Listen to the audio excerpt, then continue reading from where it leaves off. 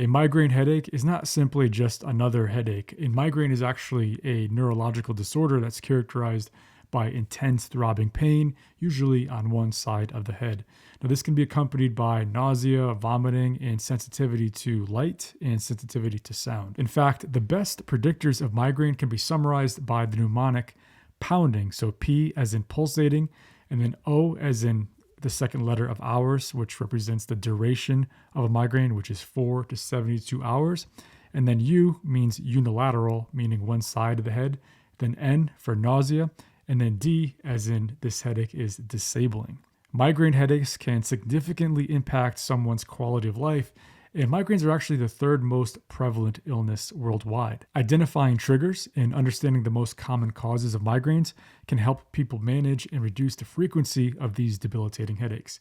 So let's get to the top 10 causes of migraine headache. First up being hormonal changes. So hormonal changes, particularly in women, are a common cause of migraines. Fluctuations in estrogen levels during menstruation, during pregnancy, and also during menopause can trigger migraines in susceptible women.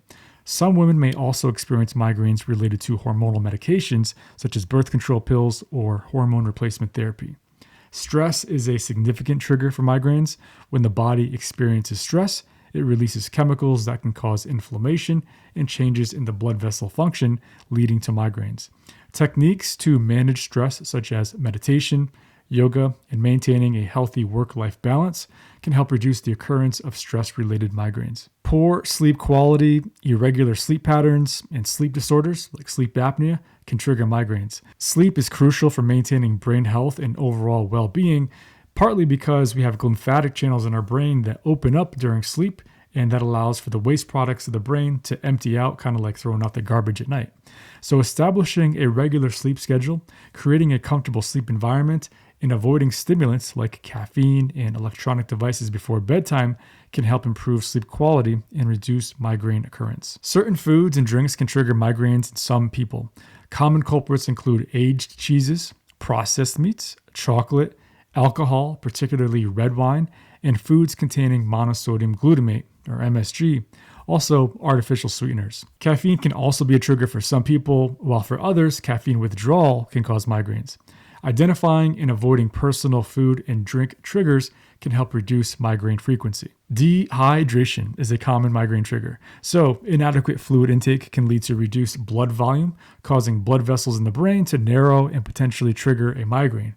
So staying well hydrated by consuming on average a gallon of water per day for most people can help prevent dehydration-related migraines. Exposure to environmental factors such as bright lights or flickering lights, strong odors like perfumes, colognes, loud noises, and changes in weather or changes in barometric pressure can trigger migraines. So identifying and avoiding specific environmental triggers can help reduce migraine frequency. Wearing sunglasses, using glare-reducing screens, or using noise-canceling headphones can also help to minimize exposure when it comes to migraine-inducing stimuli.